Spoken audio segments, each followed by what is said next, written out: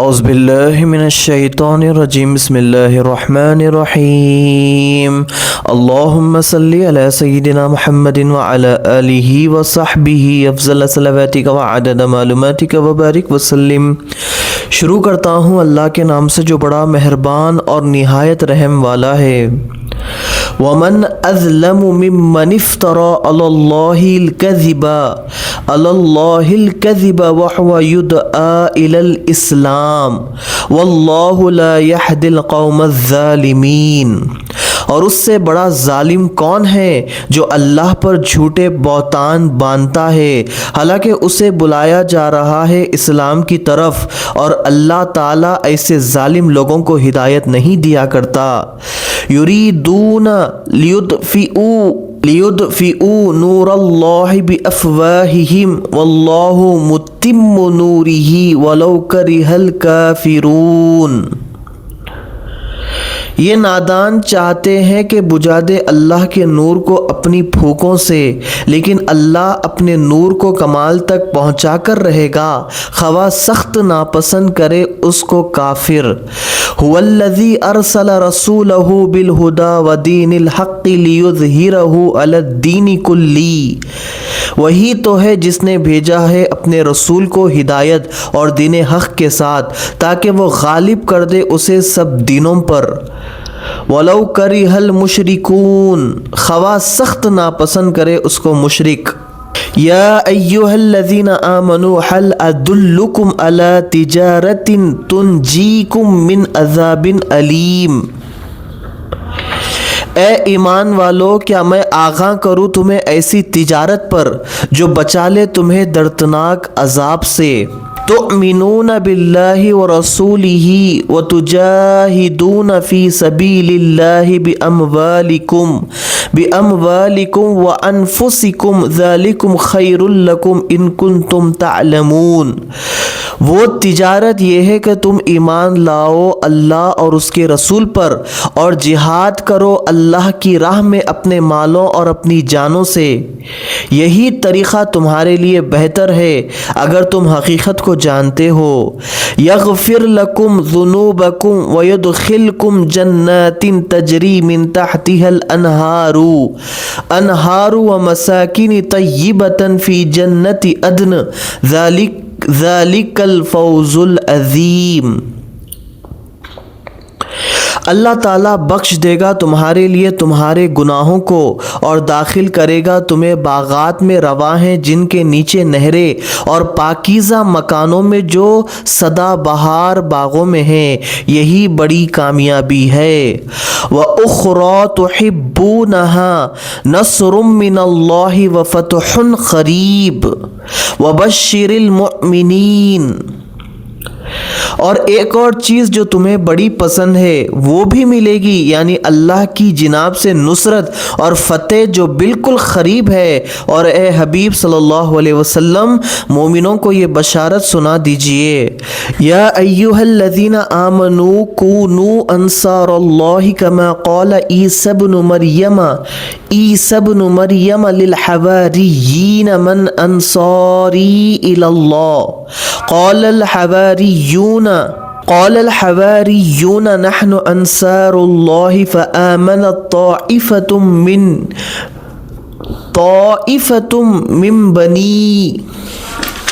من بنی اسرائیل وکفرت طائفة فأیدنا الذین آمنوا علی عدوهم فأصبحوا ظاہرین۔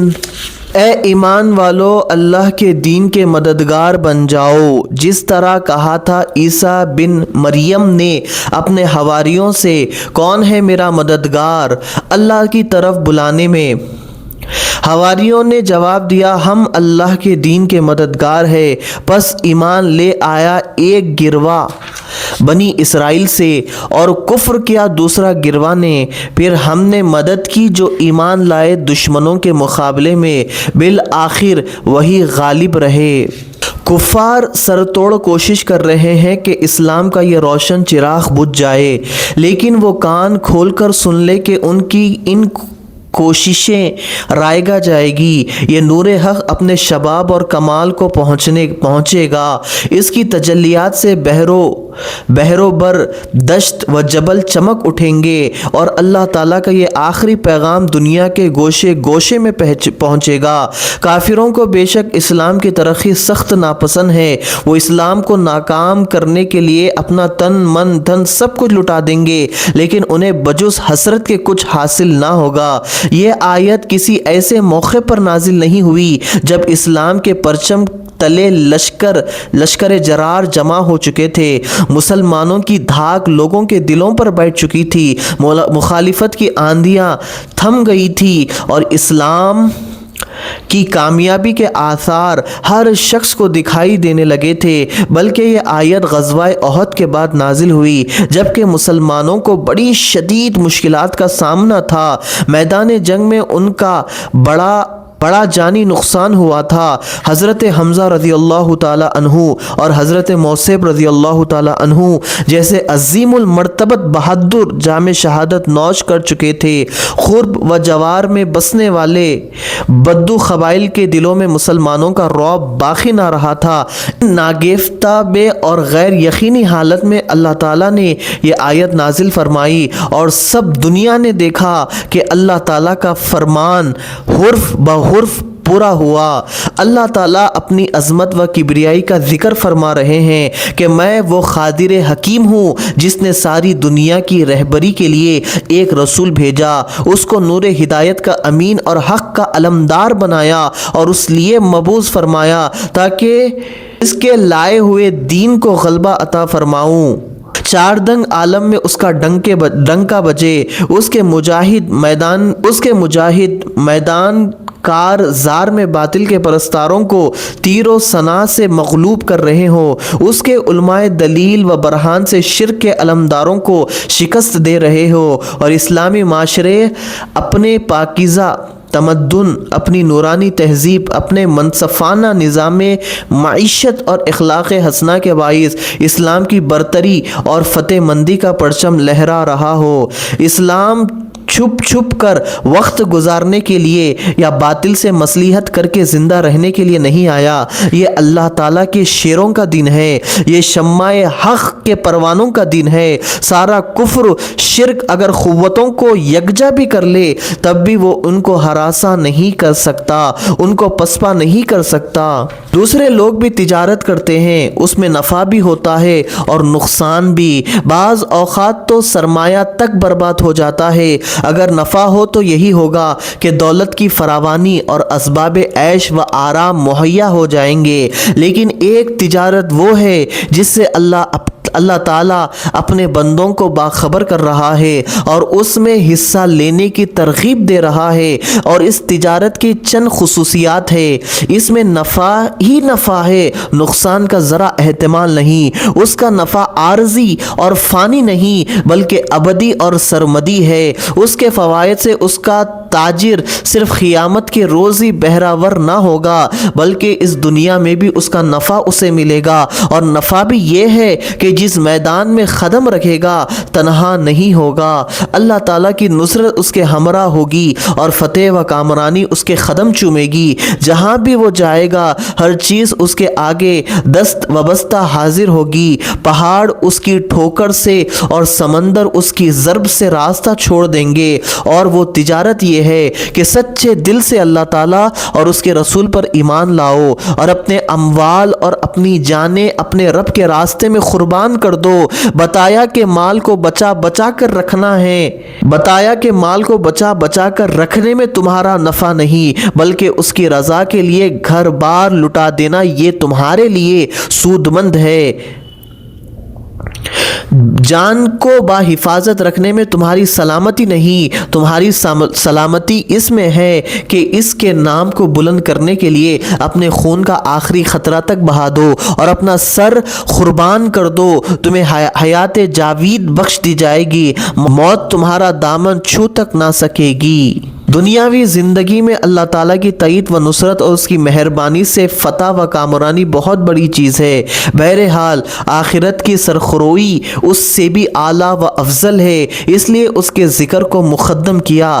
اللہ تعالیٰ کو کسی کی مدد کی ضرورت نہیں، نہ اس کا کوئی کام ہماری آنت کا محتاج ہے۔ جو لوگ دین کی سربلندی کے لیے کوشاں رہتے ہیں وہ گوناگو برکات سے اپنی زندگی کو مالا مال کرتے ہیں اور محض اپنا اور اپنی آئندہ نسلوں کا بھلا کرتے ہیں، لیکن اللہ تعالیٰ کریم ہے، ان کے جذبہ اخلاص کی قدر فرماتے ہوئے ان کو انصار اللہ کے معزز لقب سے یاد فرماتا ہے۔ یہ اس کی کمال مہربانی، شان بندہ پروری اور ذرہ نوازی ہے۔ حواریون جمع ہے اس کا واحد حواریون، حوار سے مشتق ہے۔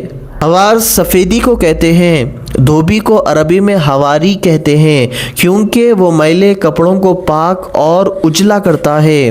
حضرت عیسیٰ علیہ السلام کے ابتدائی شاگرد دھوبی تھے، اس لیے انہیں حواریون کہا گیا۔